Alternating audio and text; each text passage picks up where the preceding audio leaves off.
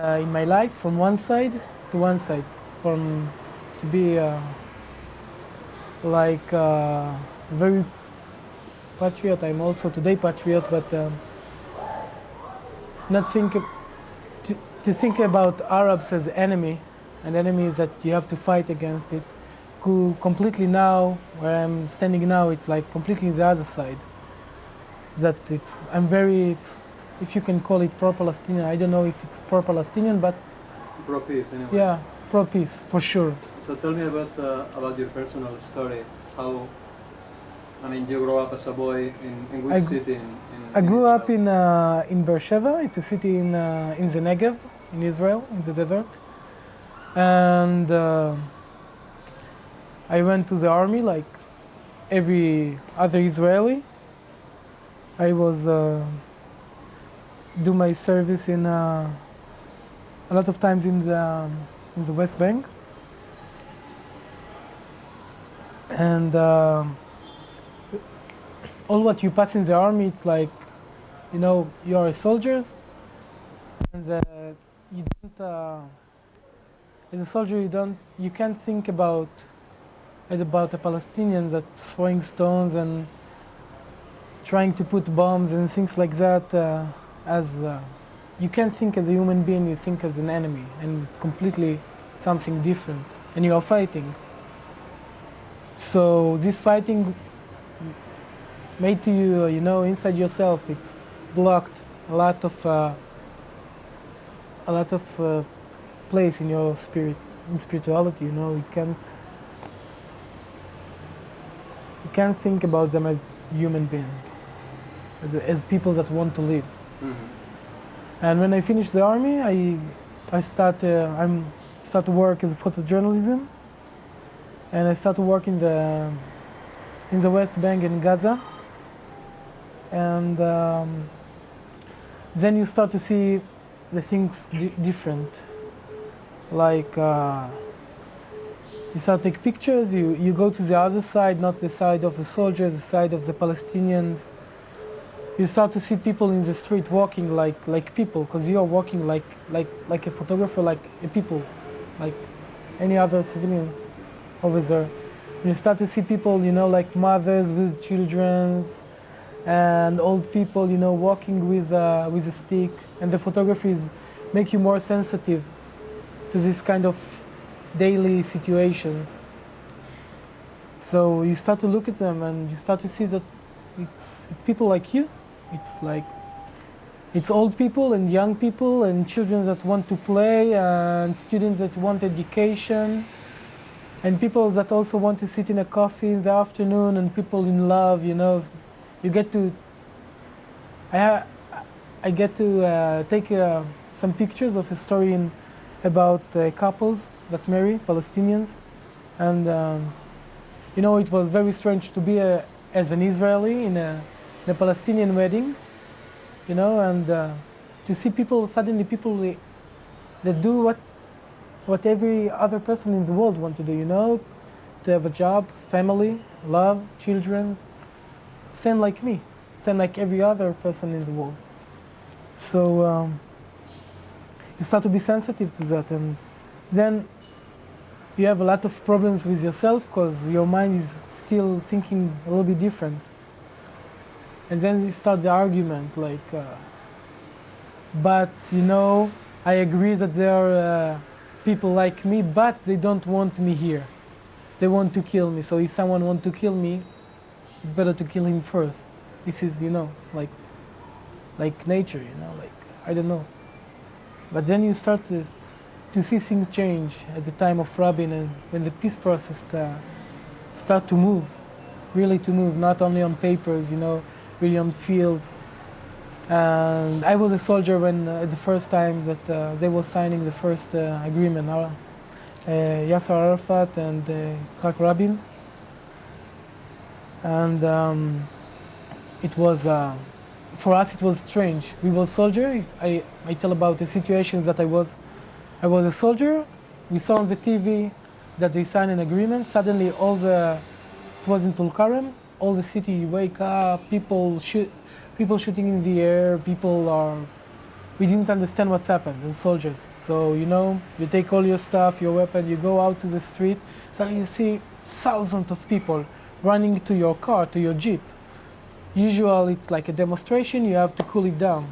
But suddenly, you know, all the soldiers going out to see what's happened, and suddenly you see that people are not throwing stones, they're throwing rice on the soldiers, you know, like it's sign of peace.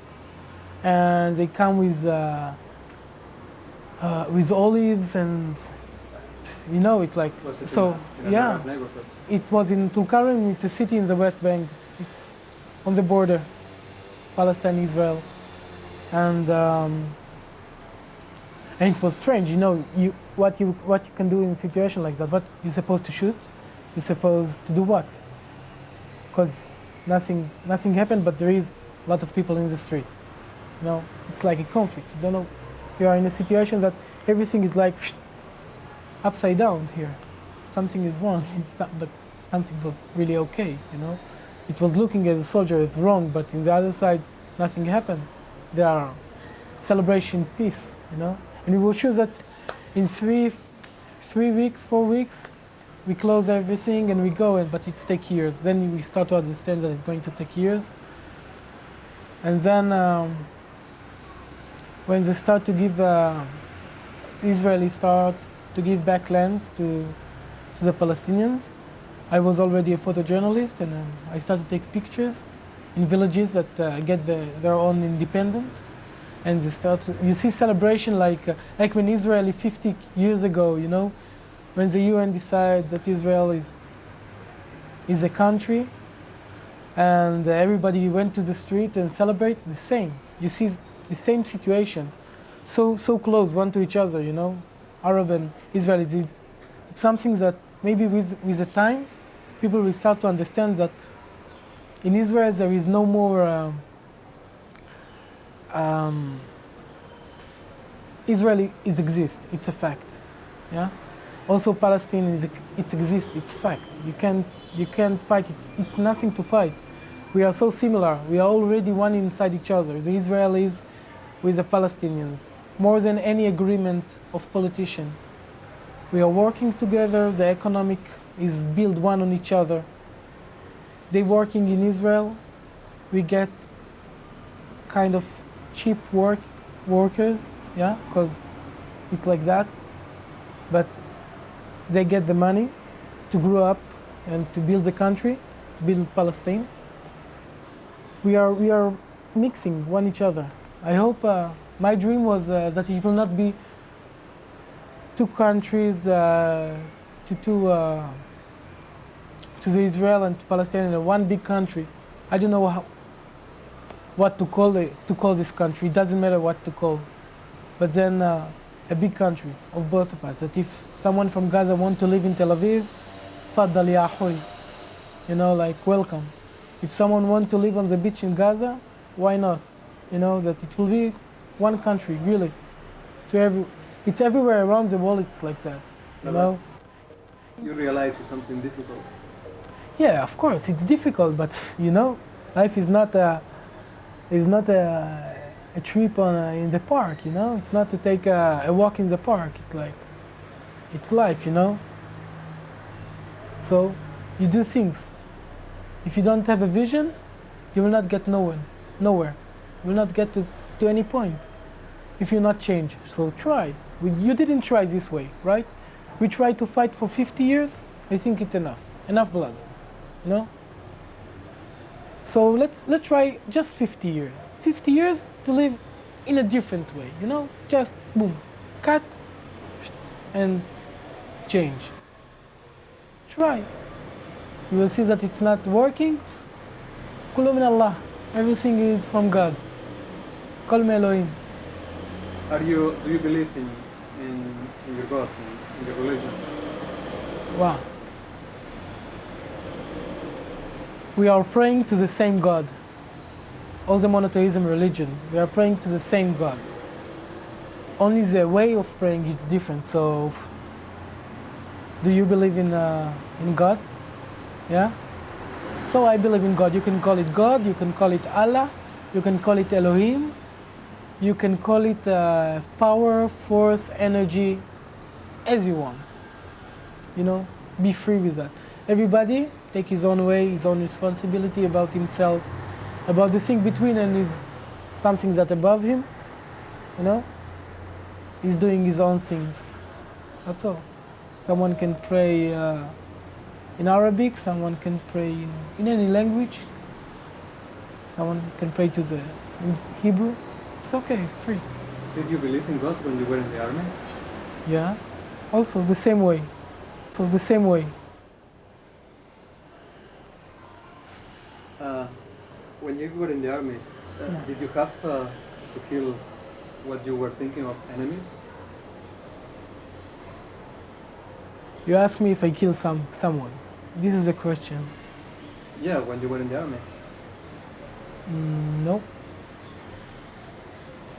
Would it be very difficult for you if you had to kill, if you had No. killed somebody? Would it be very difficult for you to? At the time that I was in the army, that? Yeah. I prefer, let's say this part, I prefer not to talk about this part. Okay? Because it's something that I prefer not to talk about it. My army, what I did or things like that, because I prefer not.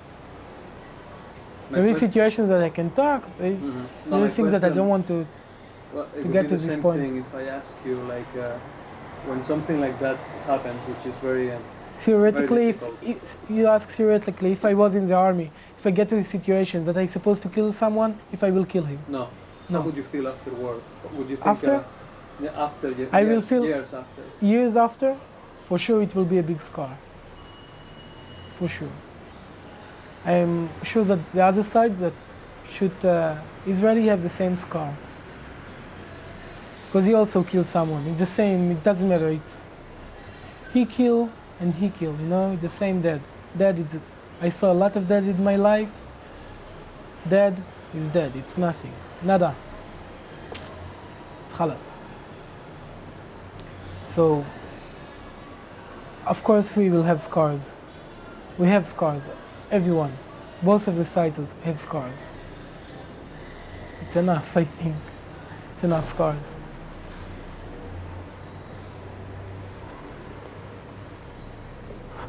So then you're saying, like, even if big things happen, if there is no peace, it's because people doesn't want peace? Or people doesn't work for peace, you have to fight for peace? Of course you have to fight for peace. Peace is even a war. It's a harder war than to fight. Because you have to break all the things that you were thinking. Peace, you are not making peace with someone that you make love with him yesterday night. You make peace with enemies, with people that want to kill you, that you kill them. Because if you didn't do that, you don't need peace. So because of the killing between both of the sides, we need peace. And peace, it's not easy. Nobody said that it's easy. Nobody said that in one day, boom, the sun will rise and people will go to the beach and play and everything will be okay. It's not like that.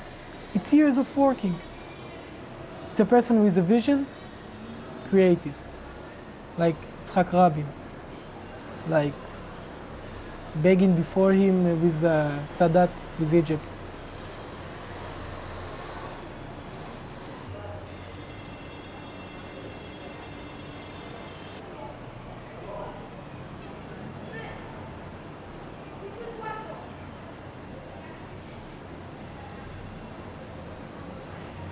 Is there anything else you want to talk about? No, I don't think so. I don't know. You ask question, I will start to talk. I do it easily. Things in war, it's people are dead. And people in the world don't understand, you know, don't get to a situation that people looking, like you said, in a romantic way about war because they never feel it. They never saw someone dead. They never saw blood. They never wear the clothes for a few hours later after a friend was wounded and you are stopping the blood. and you are covered all with blood, but you have to go back to your base. You don't have things to change. To walk all the way with blood on your face, on your hand, on your clothes, it's not nice. It's smelling stinks. It's shit. It's like, what I'm doing here, you know, fuck. And they don't saw they never saw a mother that break to pieces when they come and tell her that her child just died in a mission or not in a mission. It doesn't matter, you know. That she don't have no more child. This was the only one that she had, and she don't have it no more. I want to see people, you know, like to think just for 1 second what this mother passed in the same moment and what she will pass till the rest of her life.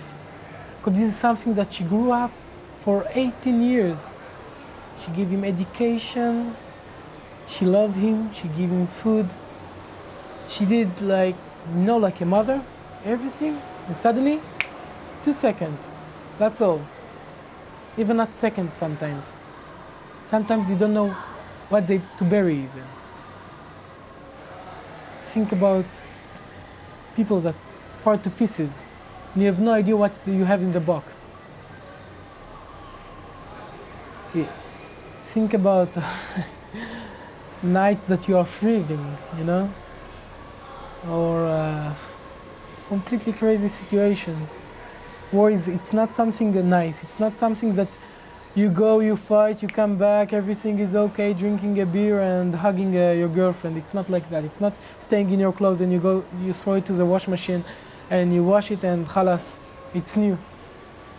It stays to the rest of your life, it stays with you. Memories that you can't sleep, you can't, sometimes you look at people, it's like there is no reason to have it no more, you know, like it's killing you, you know. War is shit. It's really dirty things. And everything that I will say, it will be like nothing, you know, because I can't explain what I feel when I'm thinking about it. When I'm thinking of people that learn with me in the high school, that suddenly you walk in after few months after you finish high school, you know, 18. Few months later, you're walking after your friend, you know, that just finished with you high school. Think about it, you know. It's not things that stay in, that you forget or you're proud. You don't get any medal, and medal it's nothing. It's only piece of metal. Life, it's important. So now this piece is a fighting for life. That's all.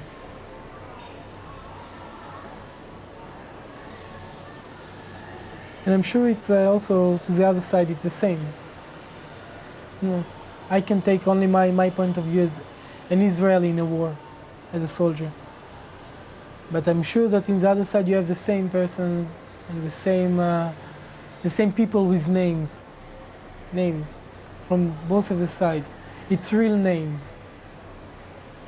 People that when they burn, they was crying on both of the sides. And now they are gone. No more. There are 6 meters in the ground.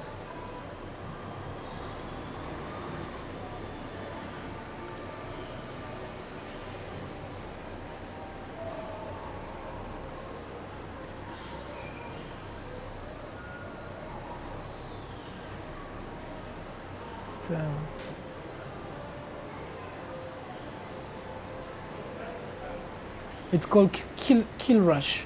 It's a psychological symptom, kill rush.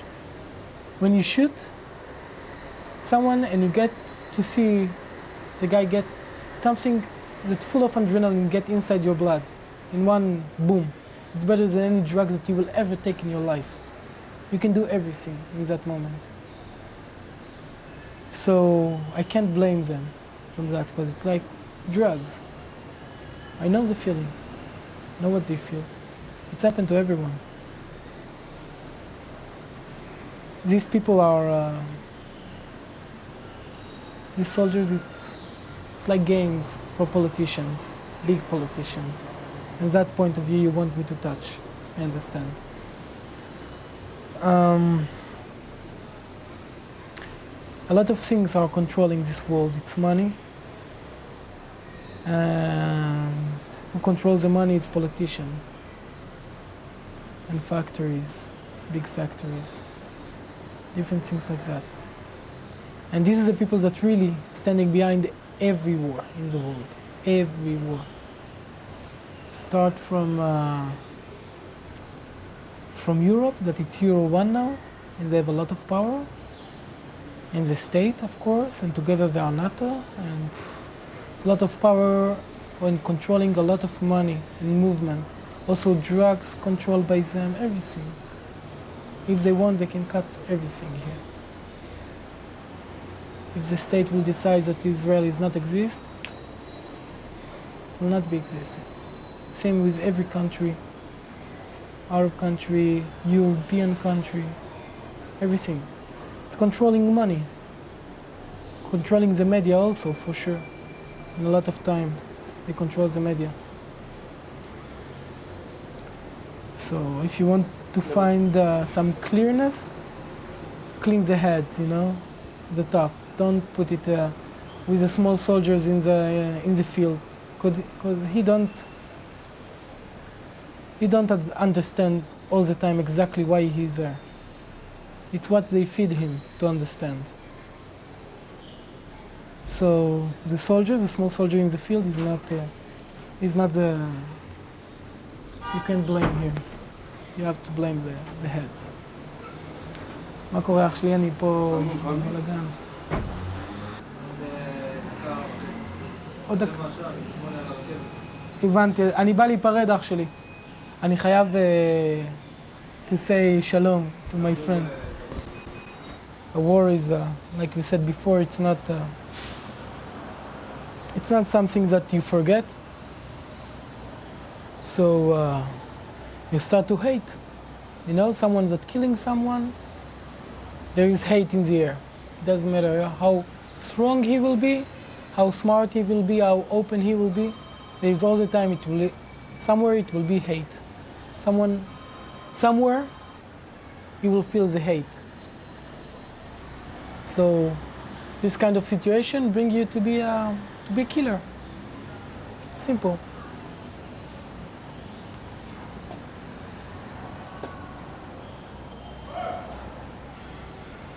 And you think some people are more easy to manipulate than others? Of course. It's individual. But it's working on everyone at the end.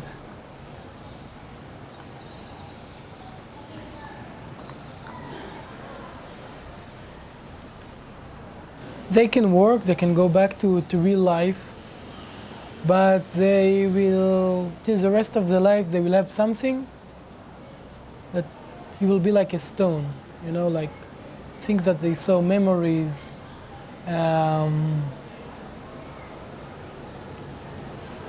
dreams, a lot of things that disturb you in normal life. But for sure they can get inside, back to the big community of the world, you know, the people that wake up in the morning and go to work, for sure. But to the rest of their life, they will have a scar somewhere. So we talk about war and we talk about love. What are women for you?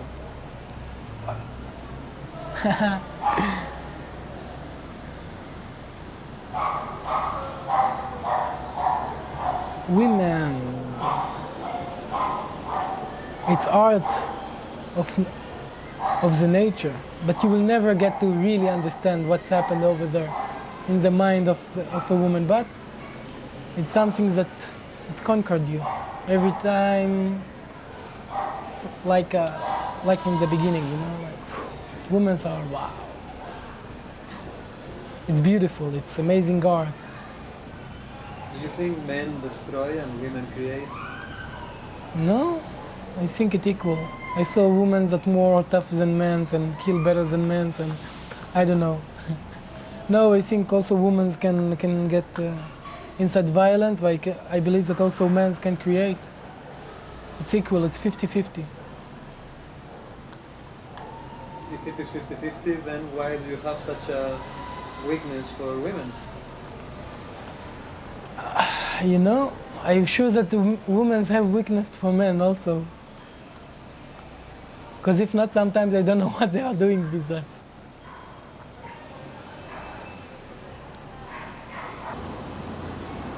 But love, you asked me in a very strange moment for me with love and things like that. So much things flowed in my mind, you know, like a lot of things. But love is something very strong, and I hope to feel it again.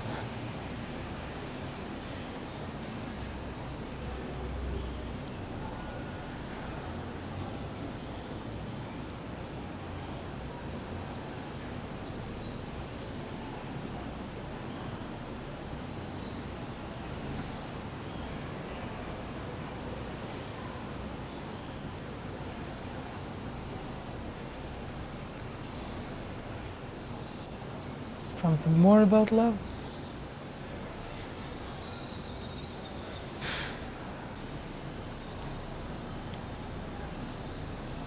Yeah, this can make you more sensitive to love.